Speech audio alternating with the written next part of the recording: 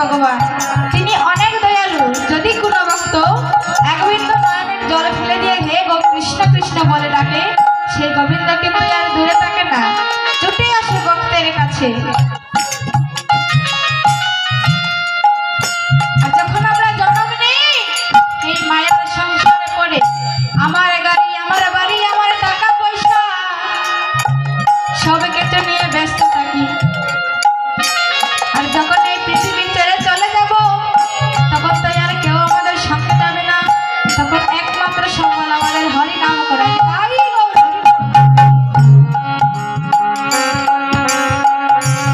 সেই ভগবান আমার ভক্তের ডাকে সাড়া না দিয়ে থাকতে পারে না। যদি কোনো ভক্ত চোখের জল ফেলে ভগবানকে ডাকে, তবে হ্যাঁ, গোবিন্দকে যদি ধরার মতো ধরা যায়, একমাত্র একটা জিনিস দিয়ে ধরা যাবে। যদি কোনো ভক্ত ভক্তি দিয়ে ভগবানকে ধরতে চাইবে, সে কিন্তু ধরা দিবে। যদি অহংকার করে কেউ ভগবানকে ডাকে, যেমন ধরেন আমি লুট দিলাম, লুট দিয়ে বললাম হে গোবিন্দ আমার গাড়ি নাই, একটা গাড়ি আমাকে এনে দাও, এই কথা বলি না গো। এই যে কষ্ট করে কীর্তন দিচ্ছে, সেই কীর্তনে হয়তো স্বার্থ আছে, স্বার্থ না থাকলে কি দিতাম? কেউ কি বিনা স্বার্থে ভগবানকে সেবা দেয় গো? না, আজ পর্যন্ত দিতে পেরেছি। সেবা দিয়ে বলি কি গোবিন্দ তুমি সেবা করো, তোমার নামে একটা লোট দিব, বৈষ্ণব সেবা দিব, অষ্টপ্রহর কীর্তন দেব, তুমি আমাকে গাড়ি বাড়ি সবই কিছু দিবে। এই যে আমি আমার আমার করছি গো, একবারও ভেবে দেখলাম না আমি কার। তো গোবিন্দ বলে গিয়েছে আমি সব কিছু সহ্য করতে পারি, আমার ভক্তের চোখের জলে সহ্য করতে পারি না। তবে হ্যাঁ, আমি দুটি বস্তু সইতে পারি না, এক হলো অহংকার, দুই হলো ভক্তের চোখের জল। আমার গোবিন্দ তার নিজের মাকে পর্যন্ত জানিয়ে দিয়েছে। ওই যে মা যখন অহংকার করে গোবিন্দকে সকালবেলা ধরতে গিয়েছিল, নবনী চুরি করে খেয়েছিল বলে, সেই তার নিজের মাকে জানিয়ে দিল, বলে মা গো, ও মা জানো না আমি দুটি বস্তু সইতে পারি না, এক হলো অহংকার আর এক হলো ভক্তের চোখের জল। যদি কোনো ভক্ত অহংকার করে আমায় ধরতে চাই গো, আমি যে তাকে ধরা দেই না। হ্যাঁ, ধরা দেই তাকে, জানো কাকে?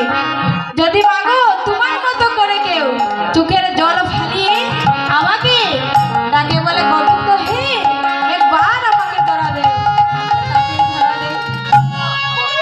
কিন্তু জানো মা, সে কথা কেউ বোঝে না, কেউ আমাকে ভালোবাসে না, ওরা বলে আমি নাকি ভগবান। কেউ বুঝতে পারে না আমি যে ভক্তের ভগবান, সেই ভক্ত যে আমাকে কোনোদিন আপন করে নেই নাই। ও মা, আমি যে এক দয়ালু, আমি যে কঙ্কালের ঘরে থাকি, তাহলে তুমি কেন বুঝো না? জানো মা, গীতায় আছে কি অন্নানং নিশ্চিন্তং মাগ যজনং পর্যপাসতে তাই সঙ্গে তং বেদতানা ঝগিত।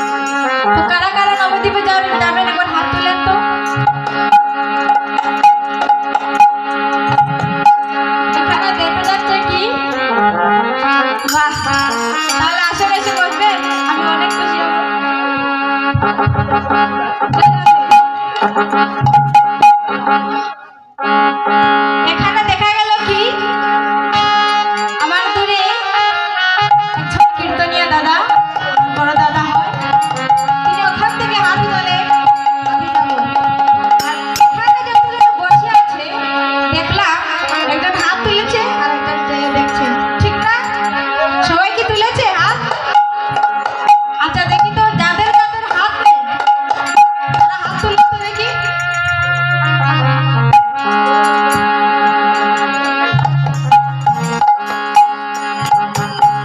এখানে আমার কথাটা আপনারা মন দিয়ে শুনুন। আচ্ছা এবার দেখি কারা কারা হাত তুলতে চান, জয় রাধে। কাদের কাদের হাত আছে? বাহ। তো সবাই নবদ্বীপে যাবো তো? নবদ্বীপে যেতে হলে হাতে করতালি দিতে হবে। কেন জানেন? এই যে করতাল, সেটা কিন্তু সুন্দরের জন্য। আসলে করতাল কোনটা গো? আমাদের হাত। দেখি সবাই করতালি করেন তো একবার। জয় রাধে। এবার করতালি করে দাও। এভাবে না। তুলো। হাত উপরে তুলো। জয় রাধে।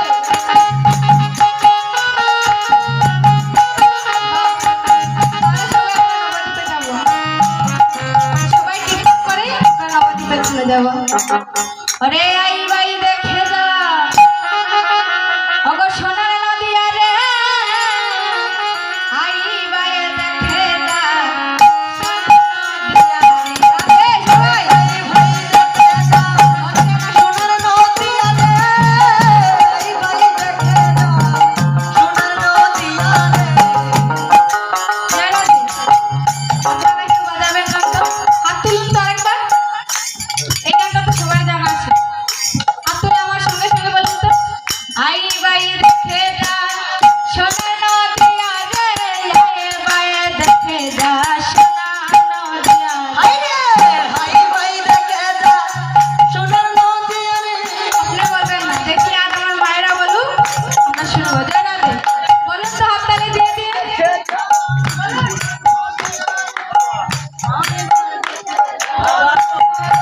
আবার বলুন জয় রাধে। ভাই দেখে যা, সোনার নদিয়া রে, আই ভাই দেখে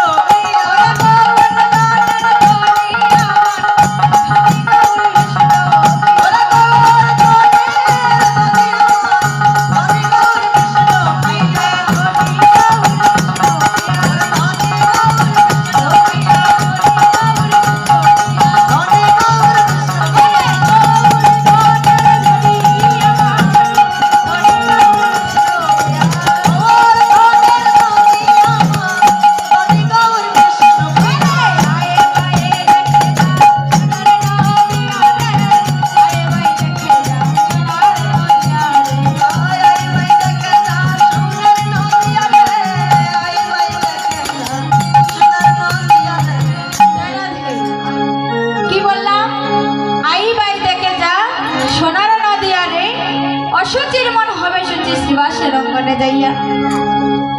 এই শ্রীবাস অঙ্গনে কে এসেছে গো? যারা দে কে এসেছে? বিশ্ব ব্রহ্মাণ্ডের আমার গৌর হরি। যখন আমার গৌর হরি এসেছে, সেই ভক্ত কোন গৌর হরিকে দর্শন করে এক ভক্ত আরেক ভক্তকে ডেকে ডেকে বলছে, ও ভক্তগণ, ওই দেখো যাইয়া দেখো, ওরে ও আইলো দেখো সংকীর্তনের গৌররা। আইলো দেখো সংকীর্তনের গৌর। আইলো দেখো সংকীর্তনের গৌররা। আইলো দেখো সংকীর্তনের গৌররা। নামের ধ্বনি প্রেমের ধ্বনি মধুর ধ্বনি শোনা যায়। হরি নামের ধ্বনি প্রেমের ধ্বনি মধুর ধ্বনি শোনা যায়। নামের ধ্বনি প্রেমের ধ্বনি মধুর ধ্বনি শোনা যায়। নামের ধ্বনি প্রেমের ধ্বনি মধুর ধ্বনি শোনা যায়।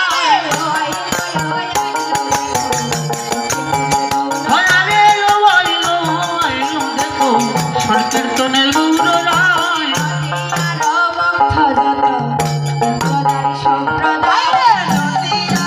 ভক্ত যত যন্ত্রধারী সম্প্রদায়।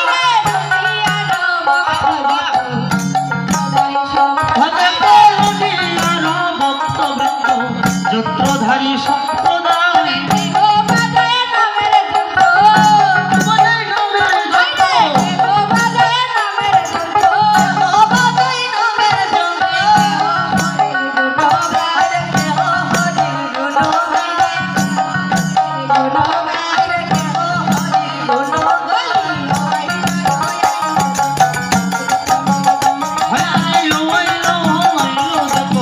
সংকীর্তনের গৌররায়।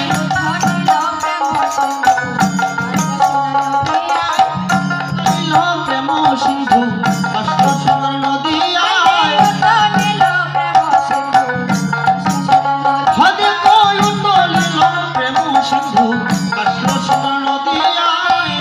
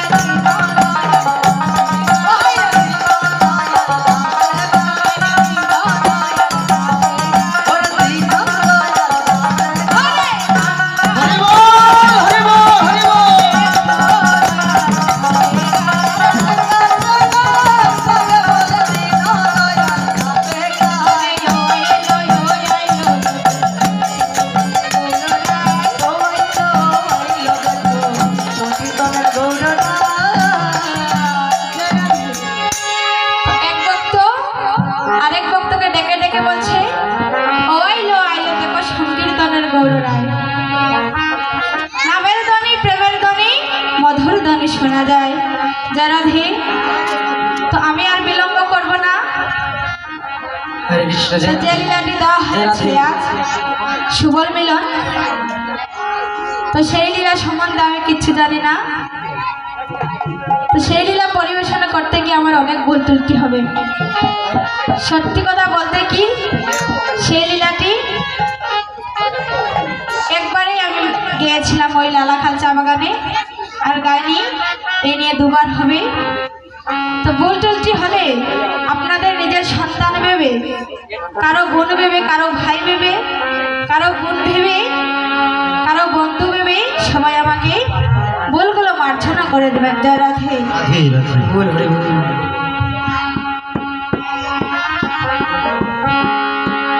তো যখন আমার গৌর হরি এসেছেন গো শ্রীবাস অঙ্গনে, এসে কি করলো? এইভাবে সব ভক্তগণ বসে আছে। তাই গৌর হরি আমার নিজে আচরণ করে আর জীবকে শিখাচ্ছে।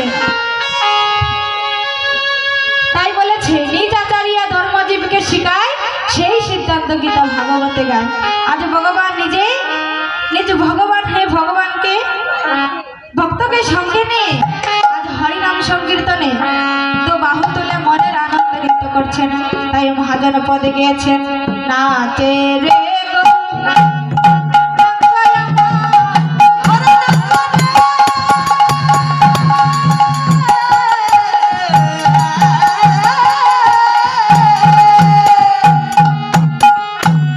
নাচে রে গৌরাঙ্গ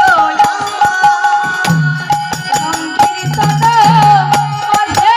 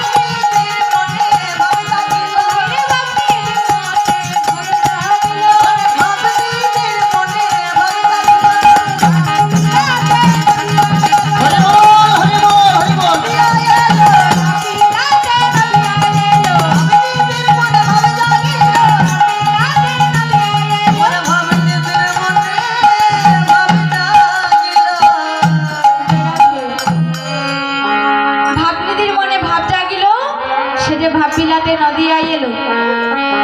তার মনে কি জাগিল গো, সেই গৌর হরি তার রাধার কথা মনে হয়েছে। আর যখন গৌরীদাস আমার গৌর গলে দুশুতি ফুলের মালা পরিয়ে দিয়েছে গো, সেই গৌর হরি আমার দূষিতের মালা দর্শন করে তার সেই ব্রজভাবে বিভোর হয়ে গেল। তো ব্রজভাব কার বাপ গো? সেই রাধারানীর বাপ। সেই মালা দর্শন করে আজ গৌর হরি আমার রাধার প্রেমে বিভোর হয়ে আছে। কারণ মালাটা হচ্ছে দোষদের তৈরি।